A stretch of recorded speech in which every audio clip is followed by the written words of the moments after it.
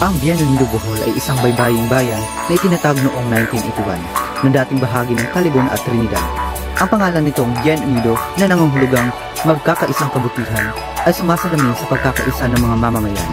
Kilala ito sa mayamang marine sanctuaries, mangroves forest at ang sikat na underwater grottos of the Blessed Virgin Mary na dinadayo ng mga divers.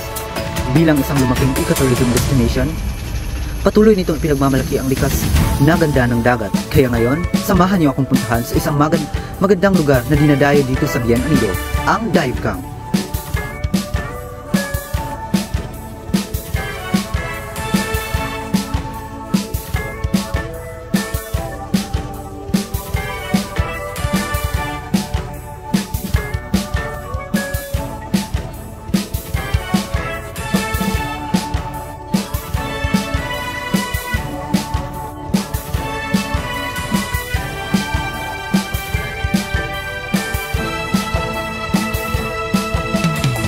Ang dive camp ay natatagpuan sa Barangay Puerto San Pedro, Bienvenido, Bohol.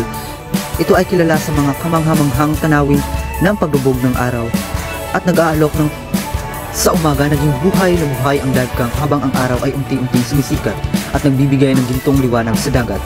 Ang malamig na simoy ng hangin ay nagbibigay ng sigla, lalo na habang naglalakad sa baybayin o nagkakapit sa harap ng dagat.